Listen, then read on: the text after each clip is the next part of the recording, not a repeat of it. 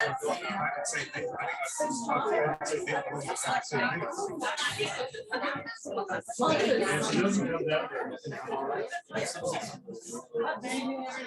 name is Jackie. Thank you very much for joining us tonight for the launch of Hayley Scrivenor's new book, Durton. Hayley's in conversation with Meg Vann, and the event is being preceded by a short salon tonight with readers Brooke Madison, Madison Manning, and Joe Fraser. Before we commence, I'd like to acknowledge the traditional owners of this land, the Jagger and Zoba people, and traditional owners of the lands from which people are zooming in on tonight. I also pay my respects to elders past and present and acknowledge that we are on an unceded land. A little housekeeping before we begin. If people in person here tonight wouldn't mind turning their phones to silent, you're of course welcome to keep them on and to tweet enthusiastically. And we're at avid reader 4101.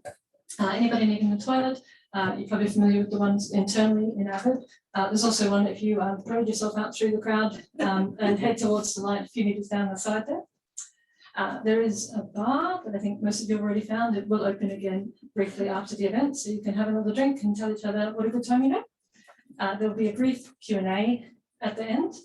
For the benefit of the Zoom audience, we've asked the chair to just repeat any questions the audience may ask so people at Zoom at home can hear. There'll also be a signing after the event, so copies of the book are available at the counter. For the people on Zoom, you're also able to ask questions using the chat box, and we'll be pasting a link in Zoom in that same chat box where you can purchase a copy online. If you're able to order it during the event, you can also put in a request for us to ask Hayley to sign it before she goes. That brings us to the Salon portion of the evening. Our first reader, Brooke Madison, is a writer and editor working on Unceded Turrbal and Yagara land. She is the founder and co-editor of Crackle, the University of Queensland Anthology of Creative Writing, published in 2021 by Corella Press. The work has been published by Kelly Darling, Antithesis, Verity Wild, and Spineless Wonders, among others. In 2021, she was awarded a Next Chapter Fellowship, a UQB Mentorship, and a First Round Creative Scholarship. She's currently working on a fiction manuscript. Please make her welcome.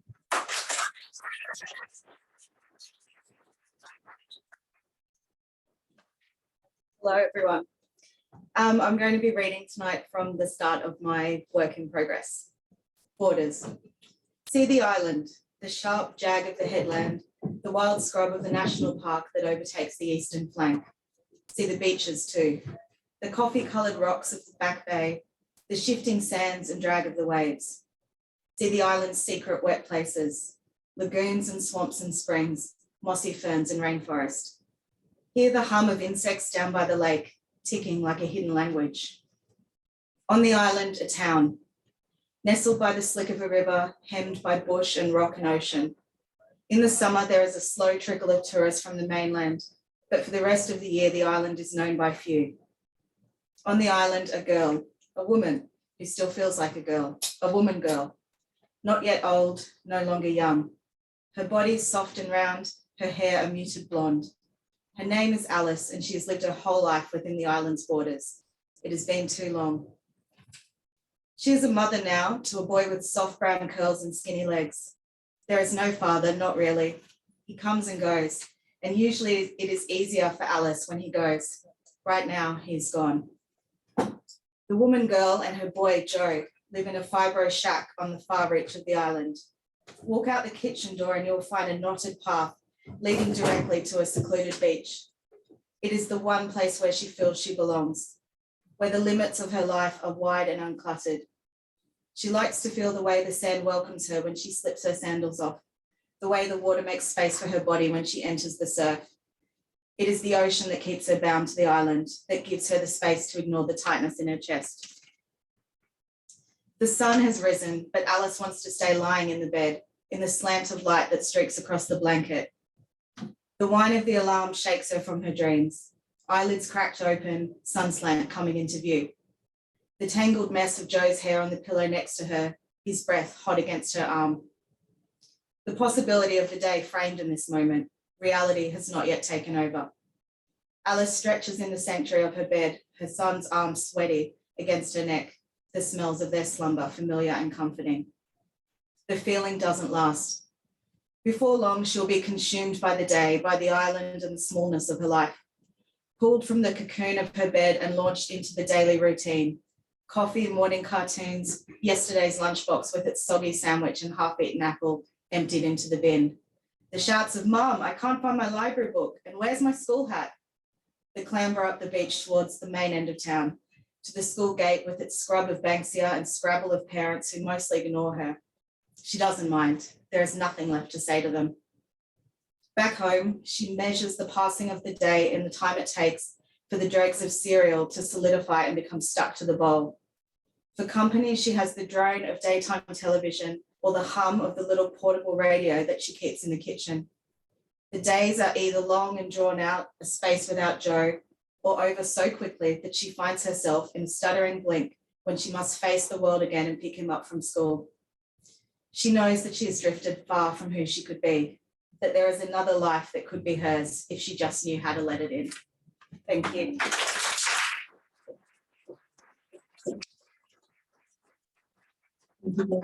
Our next reader, Madison Manning, is of the most creative sort who enjoys writing, painting, and tinkering on the piano and violin. With a master's in writing, editing, and publishing, and a second master's in teacher librarianship underway, Madison is passionate about sharing and writing stories that comments on the complexities of human interactions and challenge conventional behavior. Madison's creative nonfiction was published in the Crackle anthology, and they're currently writing their first novel. Please make them welcome.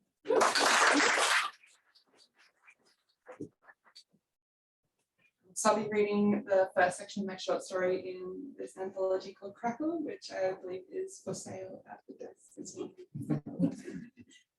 And it's called The Adventures of Pixie Boy and Pixie Girl, my story. I'll go high, you go low, it'll be sweet. That's what Gabriel wrote down on the bottom of the sheet music. That was his idea of planning.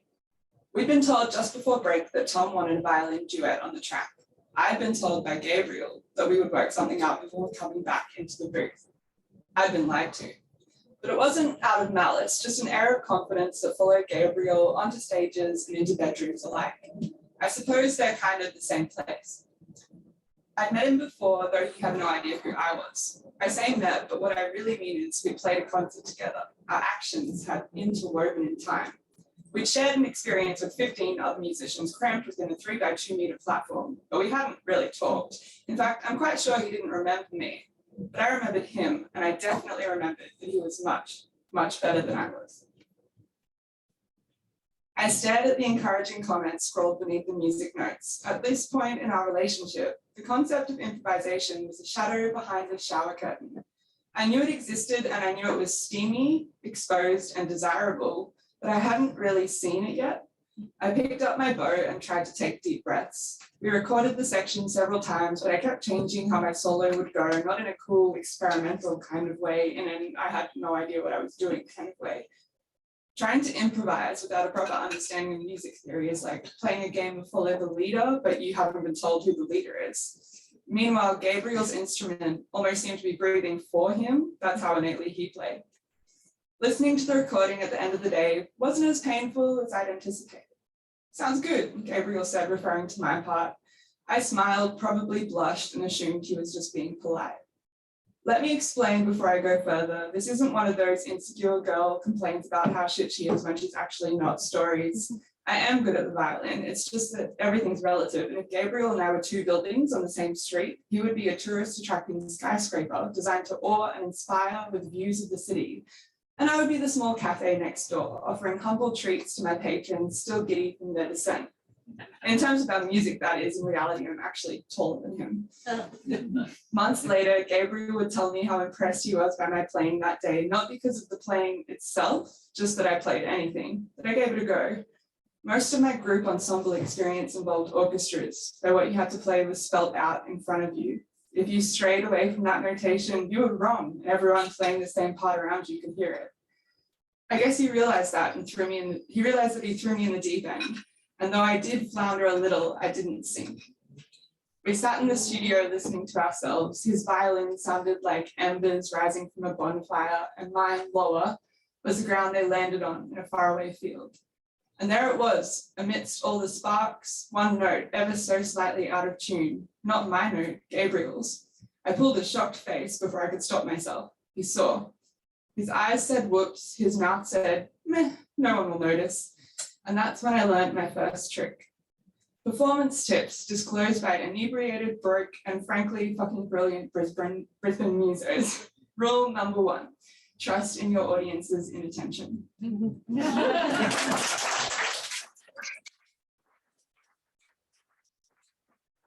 you very much. Our final sign for tonight is Jo Fraser, Brisbane-based writer who likes to make people laugh with her misadventures. She finished her master's in writing at UQ last year and is now fighting the unfortunate urge to write a book. Jo flings around the comments like confetti as a senior copywriter at Canva. Please make her welcome.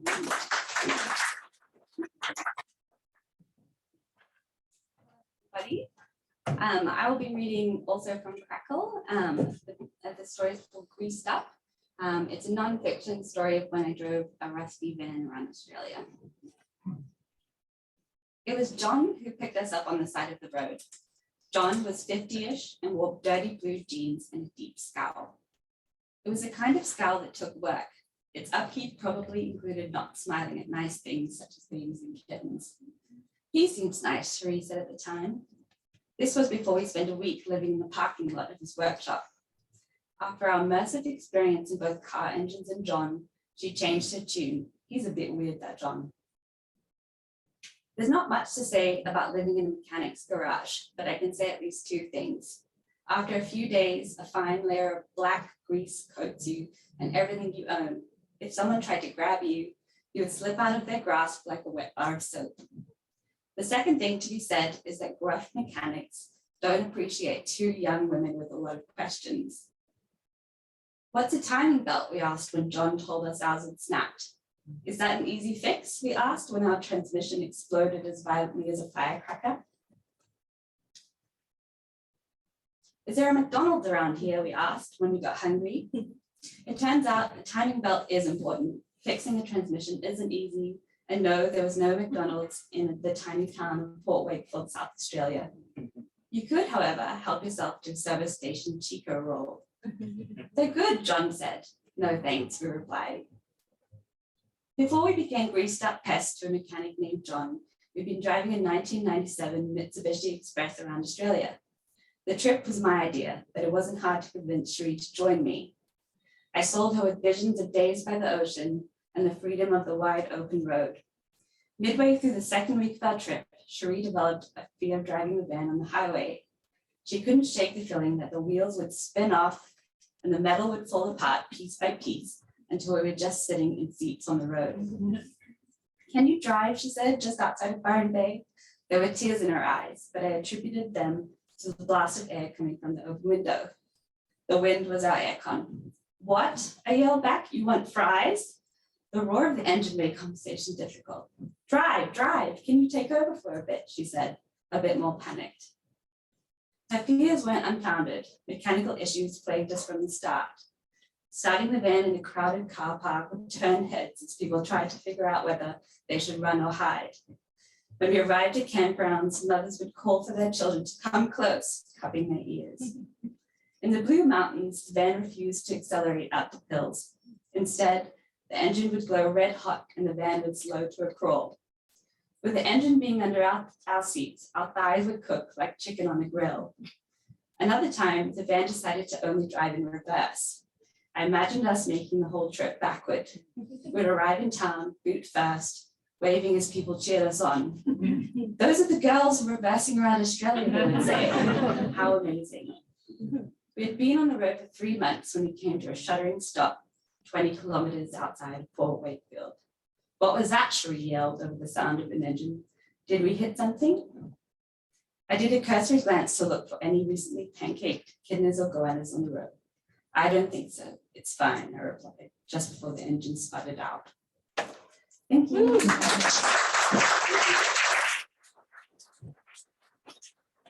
It's almost time to meet the person of the hour, but before we meet the person of the hour, please allow me to introduce you to the person who will be introducing the person of the hour, Meg Vann.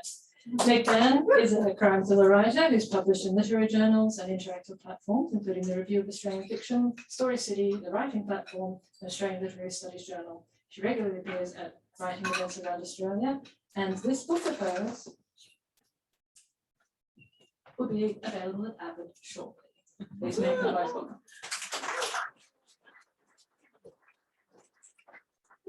Yeah. I'll introduce you while they get to look at you. Thank you. Thank you. Are you happy in that seat? Yes, I'm good. Excellent. I'll get my notes. Oh, hi. So fun and exciting being here. I'm very proud of you, my former students. You did real good. There were some fascinating themes in there that I think were not You're so a hard act to follow. I'm really nervous now. I'm usually nervous. Now, I know that some of you already know Hayley and indeed love her because you have to, because she's family. There's a few Scrivenors in the house. Woo, that is just, hello, the best crime writers. And you may as well have been born, hey, I'm a magnifying glass, and then written, it's an incredible name.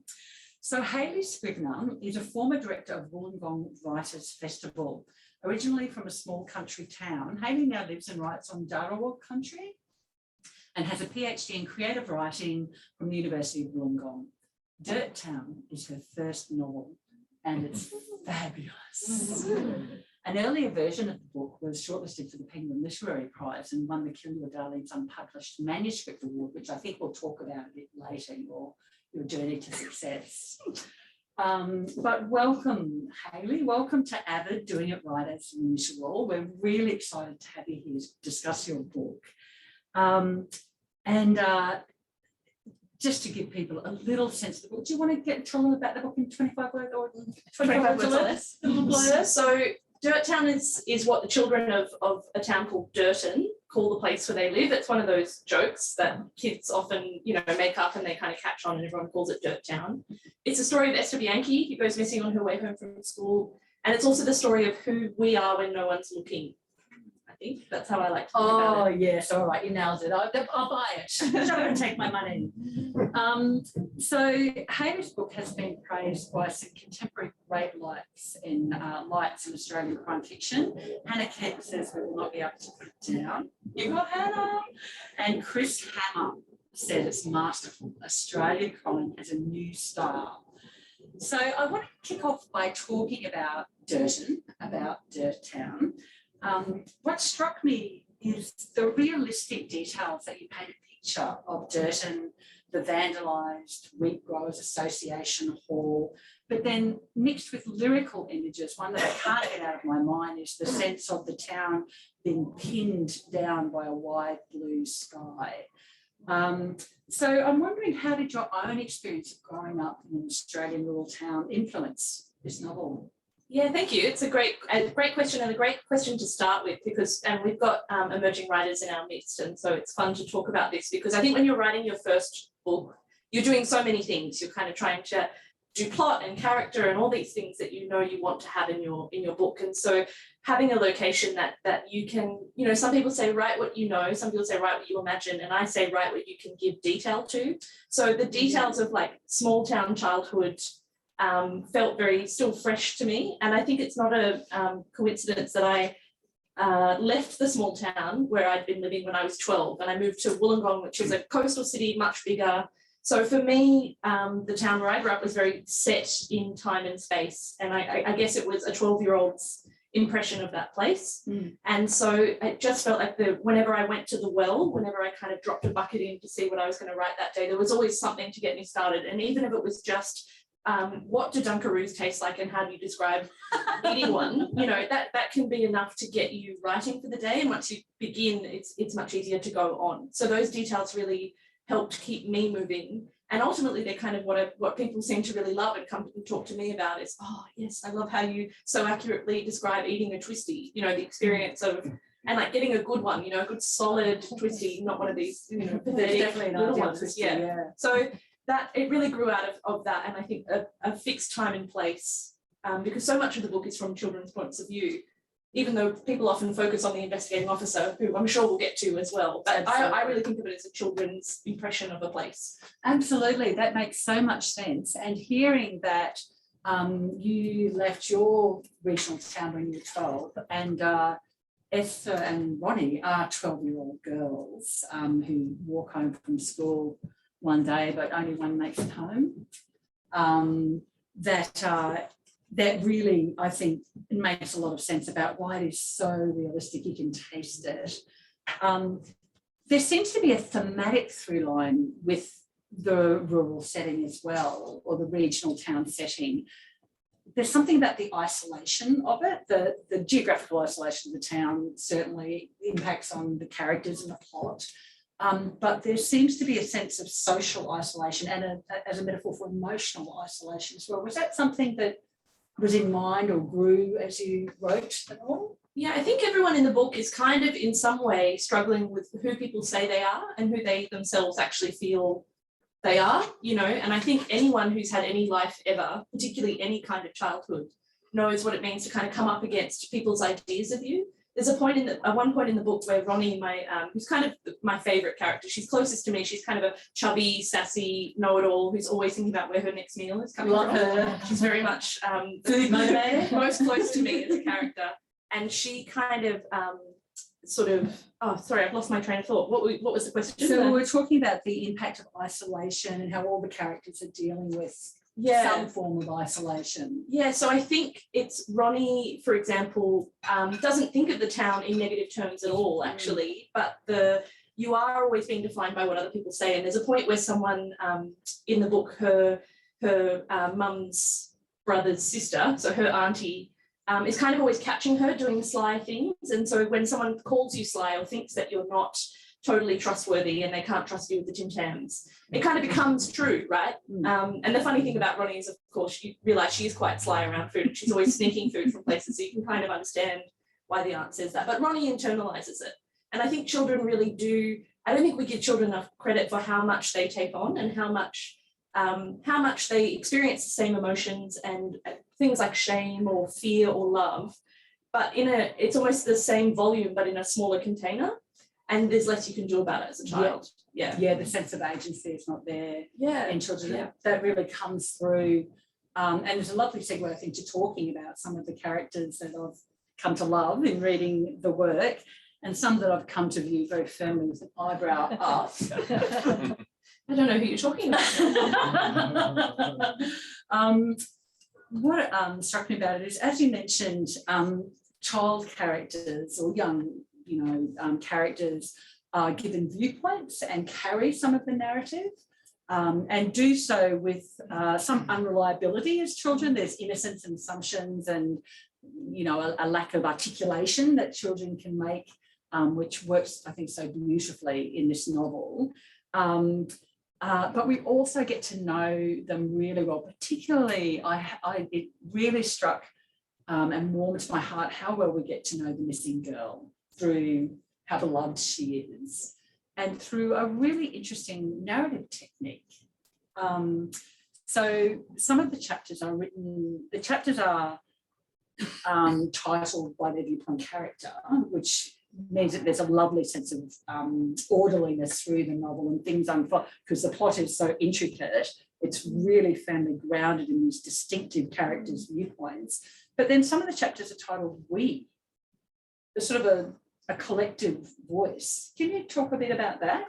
Yeah, it can be a dangerous question to ask because I did my PhD thesis on collective narration. Everybody. I think some of us here had a very good understanding of creative writing. So I was really interested in we're very familiar as readers with characters that speak in the first person. So I am Harry Potter. Then that's in third person. So like I am, call me Ishmael is in the first person, right? And there's a boy in the cupboard under the stairs. It's third person. And so what's less familiar to people is what's called the first person plural, which has a first person in it.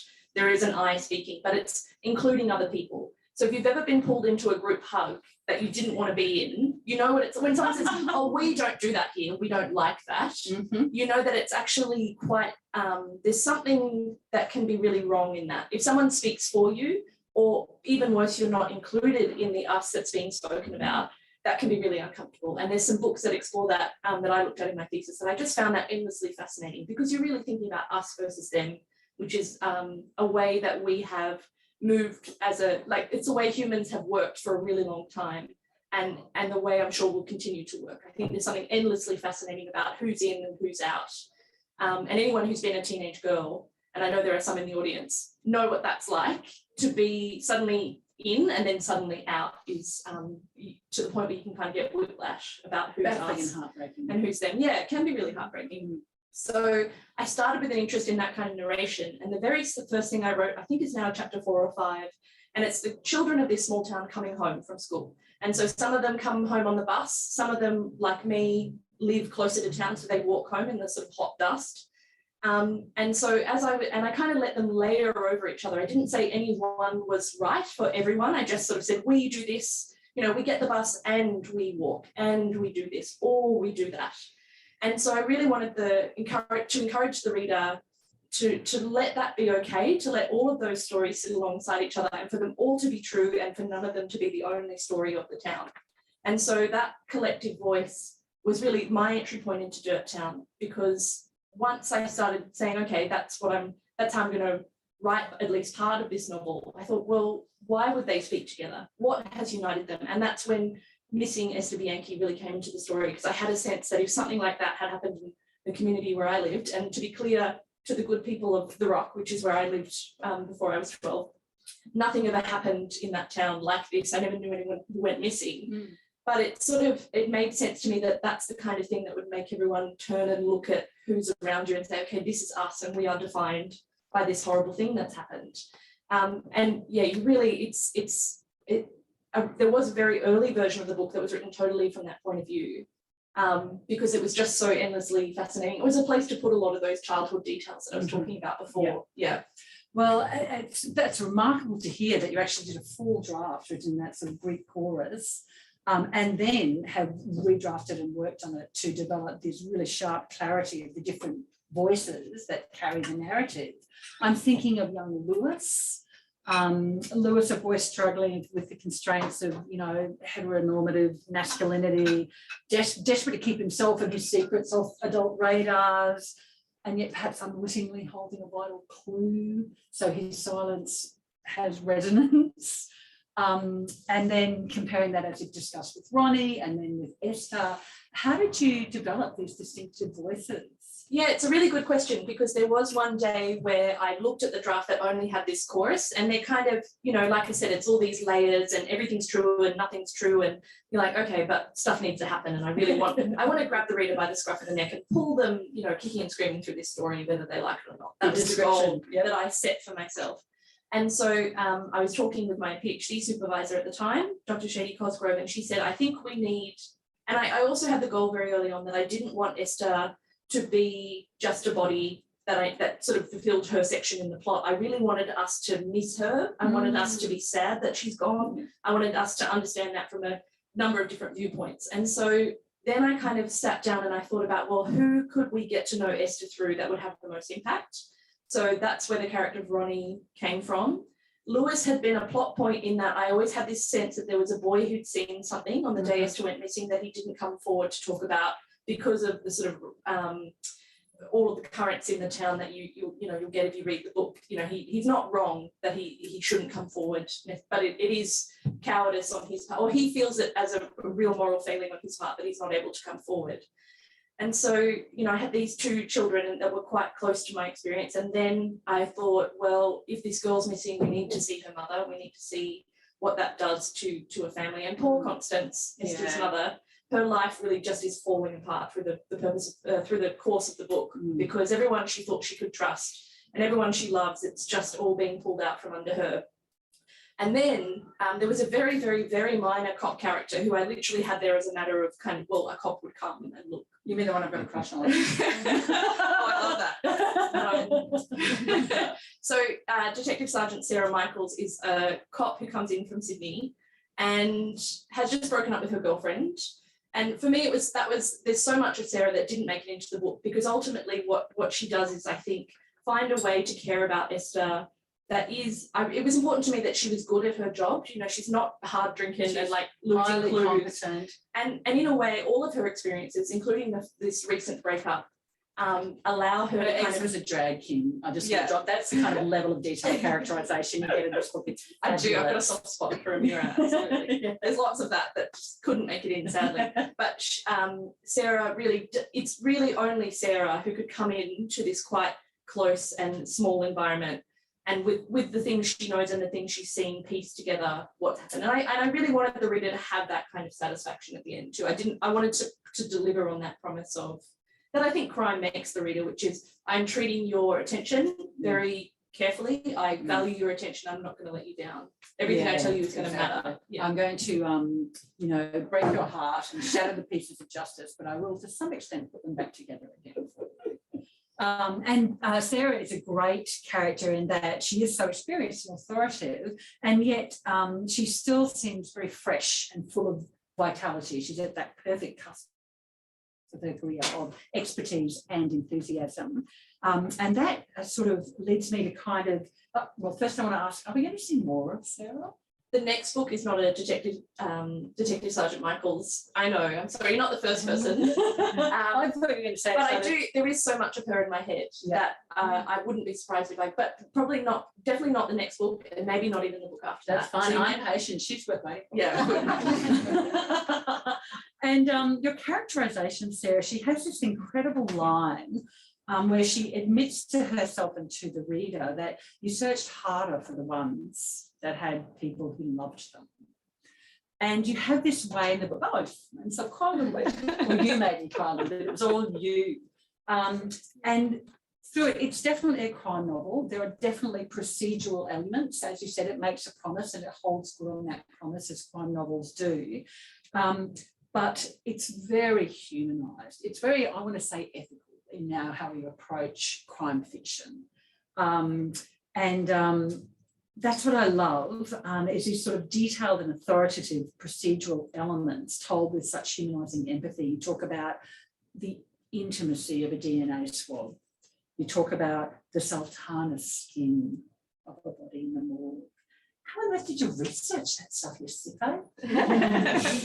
That's another good question. So I feel that the point where Sarah started making more sense to me, because as I said, when I listed those characters before, they're really in order of how close they were to me. So Ronnie being the closest, she's kind of Mercury, and Eve, I'm the sun, and we can all accept the idea that I'm the sun and we all revolve. It's your book launch, sure. baby. Yeah. So, and then Sarah is much sort of further out in the galaxy. But I did have the opportunity to speak to a female police officer who recently left, and so was on the more exhausted side of that continuum than you were talking about. And it really struck me that anyone who goes into policing has a sense of wanting to be the good guy, and that can have really damaging, if you then give yourself the kind of authority to decide who's on the right side of that line, which cops have to do and put in difficult situations, but also in a context of, for example, in Australia, we've never prosecuted someone for a First Nations death in custody, for example. So you're buying into a system that is that where I think for you to work within it, you do have to show up and believe that you are doing the right thing and doing the good thing. But I wanted that to be quite, and the book kind of complicates that for Sarah. So I think she starts out with a clearer sense, and her father's a cop. So I think there's an element of that's what she's sort of always imagined that she would do. And she does care deeply about women and children in particular. She really, she's come from a child protection background, and then she moves into missing persons. And so in terms of actual research, I did a lot of looking at manuals that are given to police about when a child goes missing for the real kind of procedural stuff. But some of those great details you get from talking to someone about how you kind of conceive of the world. Really, I was very fortunate to speak to that police officer. That's wonderful. It really comes across in the way that you weave in these kind of, the plot's very tautly constructed. It's fully realised with these procedural details, and yet the voices are so sensitive. We often come to know these details either through a very compassionate detective or through the loved ones who know or knew the victim and who likely know the perpetrator. Was that a deliberate decision in your approach, or is that what came naturally?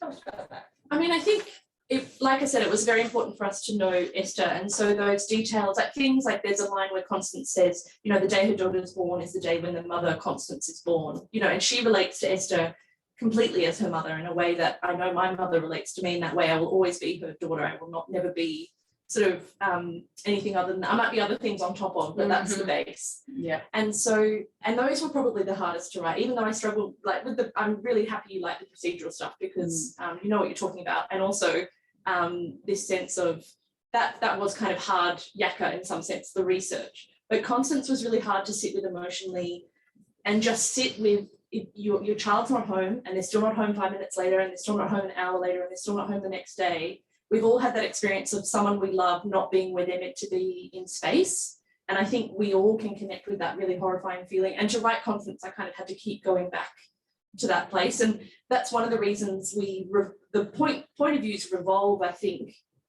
So I'm always giving the most pertinent point of view for a given event. But some events I look at from multiple characters' points of view. We almost go back in time a little bit and we play the tape again, but from a different person's point of view. Yes. And so, yeah, Constance, it's almost like I needed a break between her bits in a way. And I think the reader does too, because they're quite difficult to sit with. Indeed. And that is something that I think gives a strong voice of empathy through the novel.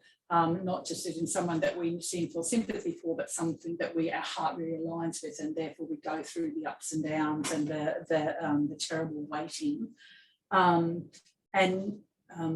Constance, fragile and flawed at the start of the novel, only has all of that stress built on top of that. Yeah, I didn't subscribe to the idea that losing your child would make you a better person. You know, I really did think that would just push on whatever's going on for you already and really exacerbate it. And that's true of Constance, yeah. Oh my gosh, that's a great insight. It's wonderful. And it brings me to a discussion of your fine writing in this book. Congratulations, it's really just an impressively finely constructed and expressed novel. I'll pay you later, Meg. Thank you. Got the 50s, the countdown. You've already gifted me the story. But I did notice some real complexities in the plot. For example, Constance hearing a shocking revelation from her only one loyal friend in town, and that's the same day that her daughter goes missing. And then Constance shares with her friend the reader a revelation of her own. And I took a breath at that moment and went, I'm in really skilled hands here. This author has constructed a narrative that is going to always keep me compassionately connected to the characters, but deeply, pondering on what on earth is going on. So I have to know, are you a plotter or a pantser? I'm a total pantser. It's a short answer to that question. Really? And look, Dr. Catherine McKinnon, who wrote Storyland, was shortlisted for the Miles Franklin, she has this idea that really resonated, and I heard at the right time, I think, as you so often do with certain writing advice. She says we often think of plot as a result of conflict, and we tell students that. I was teaching creative writing at the University of Wollongong at the time. But you can't have meaningful conflict, she says, without connection first. Otherwise it's, this explodes and this. But if no one is connected, then nobody cares. If you're not connected to the character, or the character isn't connected to their world and the other people in their world, then it's just kind of meaningless. So that's why you can have quite a low stakes story, but still be really emotionally connected to what's going on and feel that it's a compulsive read, right? But in crime, we have the benefit of the stakes kind of being life or death as well. And so what was true for me as a writer is that I had to write my way into the characters, and that's why I think I will always be pretty much mostly a pantser. The only exception is that I did have a bit of a lighthouse, as I said before, about the collective and what they were looking at, what they were thinking about, which was that a girl had died. And it's sort of it was one of the first things that came to me was who had done it. And so that was like a lighthouse far, far, far off in the distance. And so I kind of started off with this particular group of characters, the chorus, and we got in the boat, and then some other people got in the boat, and then we went scuba diving, and then we went over here and we went over there, and that's just how I had to do it, because I was figuring out who everyone was. And I think characters should always be activated by the place that they're in. So the more you know about them, the more you can kind of figure out why they're doing what they're doing, and also kind of reverse engineer a bit like scenes from that might be useful. So I definitely, and I tried, my PhD supervisor is more of a plotter now. She's on her 4th or 5th book. So she wanted a spreadsheet, and I tried, I'm a bit of a suck up. I was like, please, I want to do, and I just could not. Something happened that was not good when I tried to do that. So it was going back to the characters and allowing myself to just write through it. And I throw away a lot of writing, but I think what you get is a kind of a complexity, and I'm, you know, I'm a really stubborn reviser, so I will keep going until I feel that I have the most interesting intersection of all those things. So I treat my own writing very callously. Like I will throw it away, I will bin it, I will kind of take the one good sentence out of 8 pages. Yeah. But I know that it takes me the 8 pages, so there's no point flailing around and trying to do it another way because I can't. Yeah. Yeah. Oh God, that's real. I just so needed to hear that right now. I forgot that I was in conversation. I was just listening. And so it must have been, did you always know that you wanted to write like that? Have you written from a young age? We were joking before this event that some little girls dream of their wedding, but not you and I. We dream of our book launch when we were little girls. Have you always known that you wanted to write, and have you developed that sense of authority in your approach over time? I was always a big reader, and I loved books with such intense sort of passion. But to be honest, for a long time, it didn't occur to me that books had authors. And then when I began knowing about writers, I thought, oh, you must have to pass some kind of magical exam, right? Or you know, they put a light on a part of your body and a birthmark activates, and you are allowed to be a writer, right? Yeah. And then I started volunteering with my local writers festival in Wollongong, where I ended up for my undergraduate degree. And I realized I'll let anyone be a writer, like literally anyone. The cost of admission is sitting with yourself and saying, okay, we're going to take this very seriously for a very long time with no chance, like no guarantee that there will be a return on that effort. And so really the trick of being a writer is finding a way to be okay with that and to continually kind of deceive yourself into the, like, things are going better than you think they are. And so that but I was very lucky in that once I kind of figured that out, things happened. I met the right people at the right time, and I started a PhD in creative writing, and I'd only written like 2 short stories, but I managed to talk my way, because I had an honours degree in something else. Yeah. Talk my way, and my PhD supervisor liked what she'd read of mine, and said, okay, let's do this. Were those short stories published? Is that one of the Kill Your Darlings pieces? Or no, this was like just literally like sort of microfictions. Yes, and I did one class with her while I was still working full time. Yeah. And she read some of my works in progress and said, we could do this. Like you could. And I thought, I do really want to write a book, and I feel like this will be a space where I can take it really seriously and have some space and time to do that. But there was just there was no guarantee. And so that ability, I always say my first to-do list every day is like, flee the existential angst of being a writer. Like find a way to live with the ridiculousness of what I've tried, like set myself to do. But I do love it. And there's something about having a book come out into the world and talking to people who have met your imaginary friends is the most like elevating and wonderful and amazing experience that you can kind of ever have. Well, yeah. On that note, could we please meet some of your imaginary friends? Would you be willing to do a short reading for us? That's absolutely wonderful. I'll do a super short one just to kind of give you the flavour. So the chapter is titled We, Tuesday, 4 December 2001. We were waiting for things to converge. It was still dark. Even if the sun had been up, we would not have needed to look around us. It was the same dirt, lazily punctuated here and there by dry grass, the same rust-ringed cement water trough close to the fence line, the same white cypress pines that dotted our own family's properties, a landscape as familiar to us as the backs of our own eyelids. And we knew we'd found the spot again by the smell. It pushed its way into our nose and throat like a rod of twisted tissue, rammed so far it hurt. It was the smell of dead lambs left to rot in the sun. The stitches in the man's arm tugged as he turned the steering wheel of his ute. From his vantage point in the driver's seat, the main house was just a smudge in the distance. The sun was coming up now. He was checking the fences after his time away from the farm. If he'd driven just a metre closer to the fence line, a metre was nothing on a property like his. He never would have found it. But the ute's cab tipped slightly as he drove over soft ground. The man stood in the space created by the open front door of the vehicle, and the smell hit him the same way it hit us. He walked around the car and plucked a shovel from the tray. Us kids heard and saw it all. The man's laboured breathing was interrupted only by the occasional shink of the shovel in soil. We watched his face as he winced in pain. We took note of the angle of his shoulders as the blade hit something that did not give, something that was not dirt or a root. We saw him crouch to scoop away earth with one hand, running his fingers along shiny black plastic. It was 4 days since anyone, including us, had seen Esther Bianchi.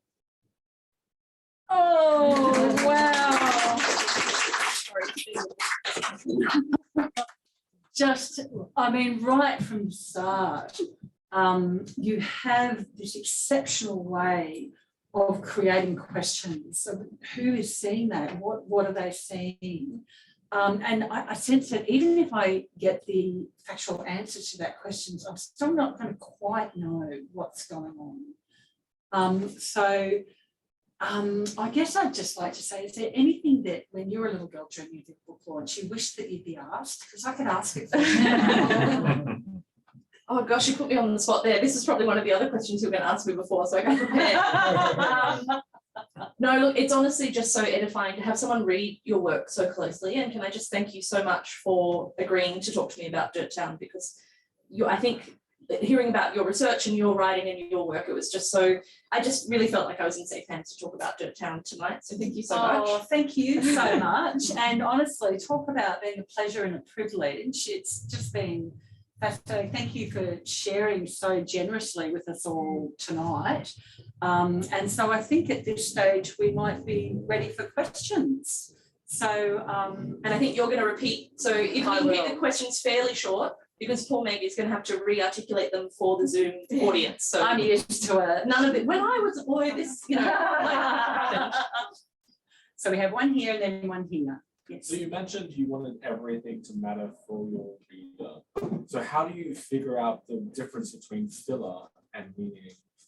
Great question. So how do we figure out the difference between what we might call the filler of the book and the really important parts of the book, so that we're always delivering meaning to our reader? Yeah. No filler here. All killer, literally. No filler. It kind of sounds a bit self-impressed as I'm saying it, but I really set myself the goal for the book that every sentence would be doing something. It would be either advancing the plot, it would be ideally, or it would be a beautiful sentence in its own right. But even those, you kind of, a truly beautiful sentence should still be progressing your plot, or it should be there for a reason, not just because you're impressed by the sound of your own voice. Some of it is those details that I was talking about. Like I really wanted on the record somewhere what a good twisty, like the ideal shape and size of a twisty club or whatever.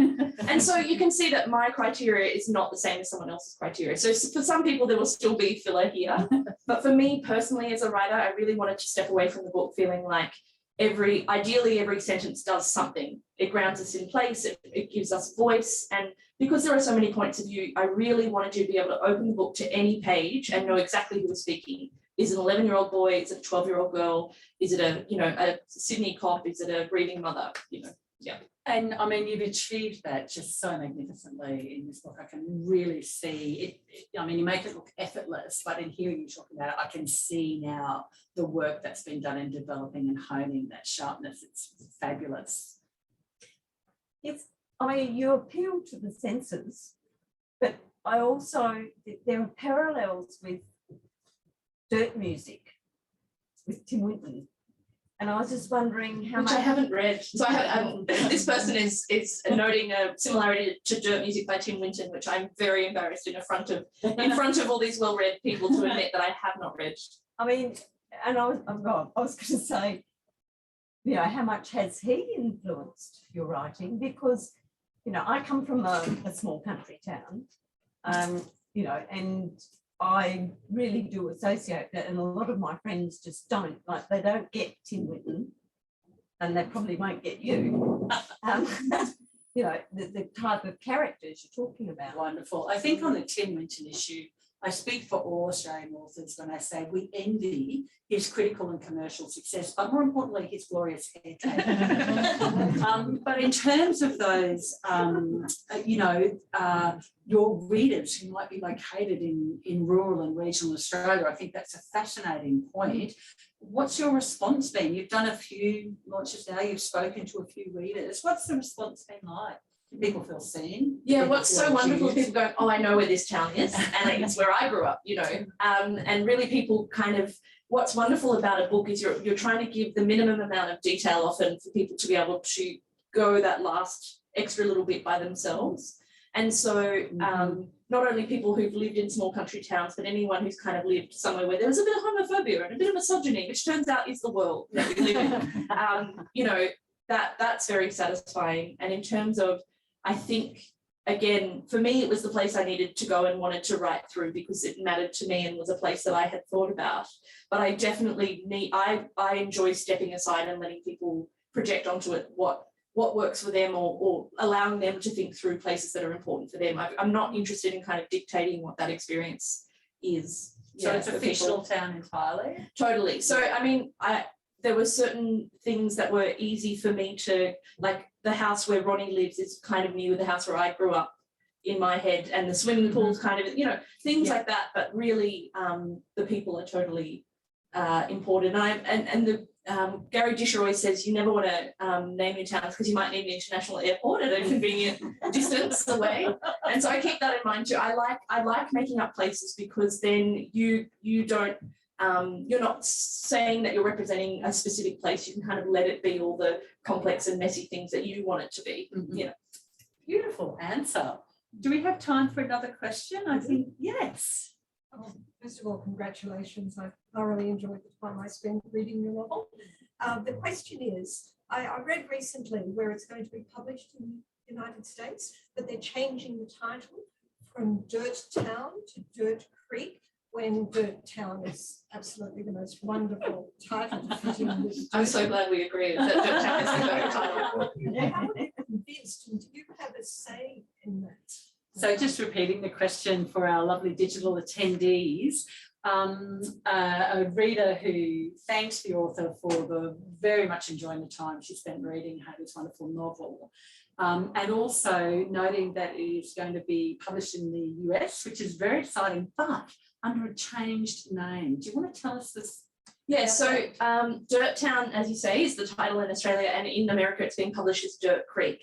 There's a kind of, it was a very long conversation that can be summed up in a very short way. So America had this podcast called S-Town, can I swear? Yep. I mean, it was Shit Town, was the, and that's very well known in the States as it is here, but my US publishers really didn't like Dirt Town because it reminded them of that, and they thought that it was going to be accidentally placed in non-fiction and that it was really just for their market. They didn't think it was going to work.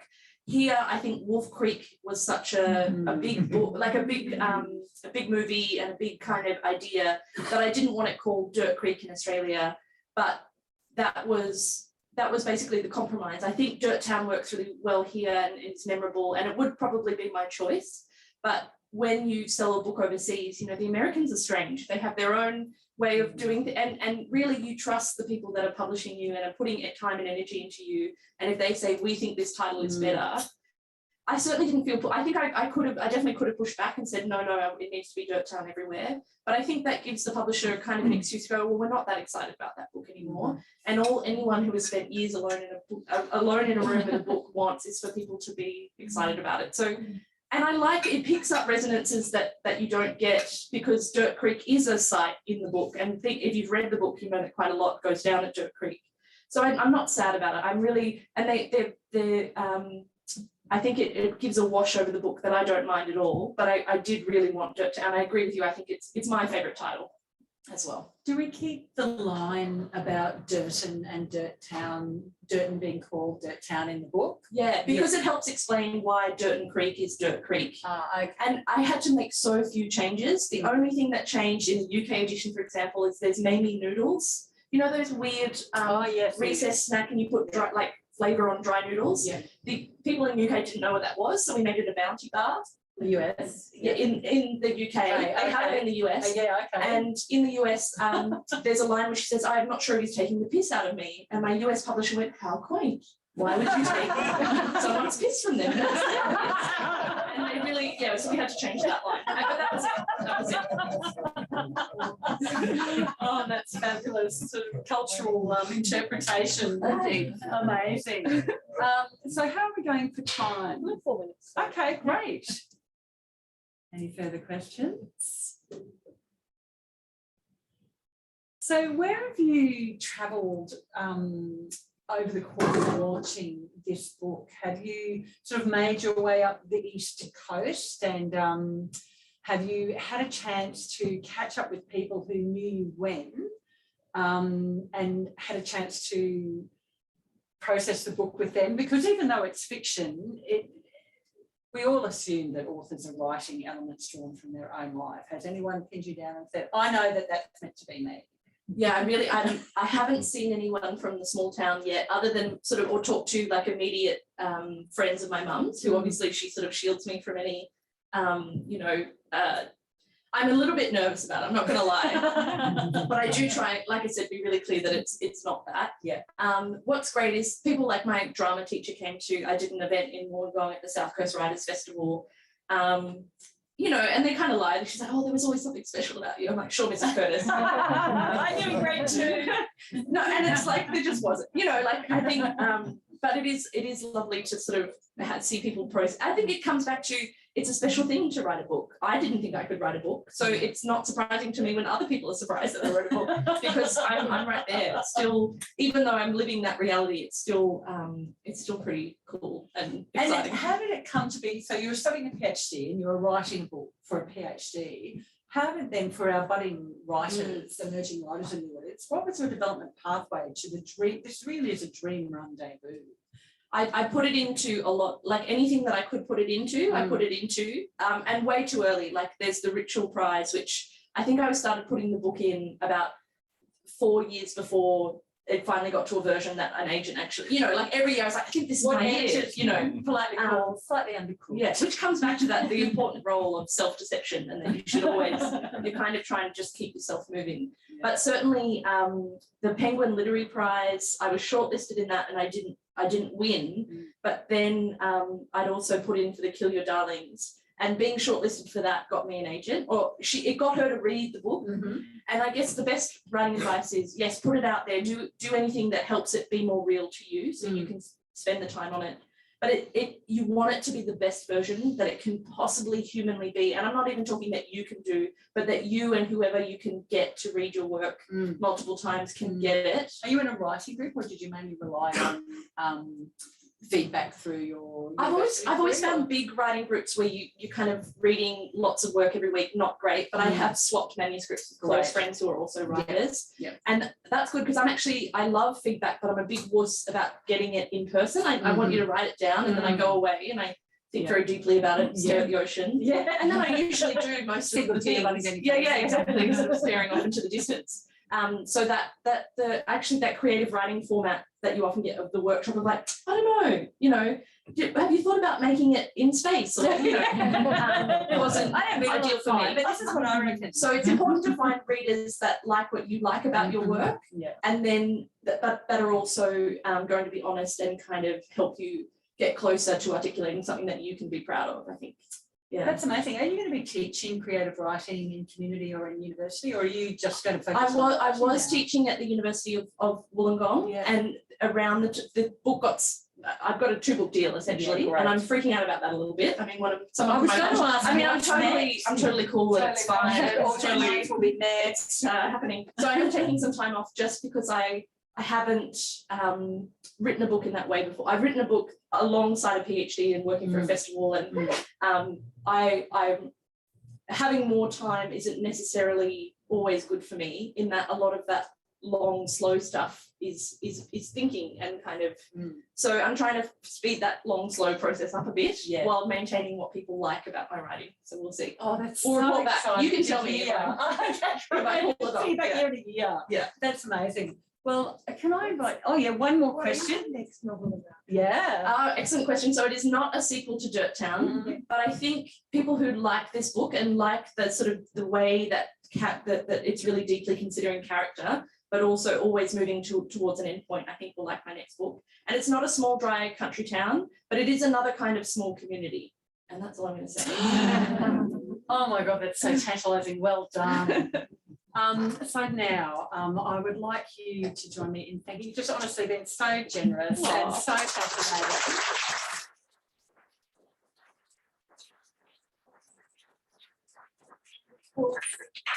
Hayley's beautiful book is for sale. The lovely staff at Avid Reader can assist you, and Hayley will be signing. So you'll have a chance to meet Hayley in person, and she'll sign your book and give you some more insights and honestly solid golden vibes. And I'm rushing out to get a copy of your work, but also this anthology. I really want to get my hands on a copy of that. That's very generous of you. Oh, thank you. And apparently my book is now available at the counter. The authorities come through. Amazing. So Huzzah! I'm going to run there and then sit at the signing table. So if you want to talk to me, you'll have to just wait for me to buy that. Yeah. You're gorgeous. And so that's what we might do. Thank you very much, everyone. This has just been a pleasure and a privilege. Congratulations.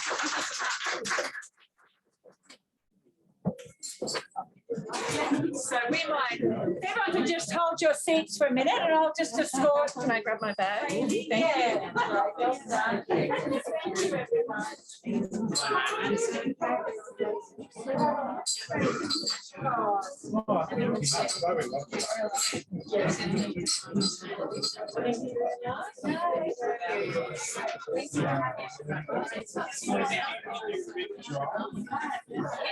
Yeah, that was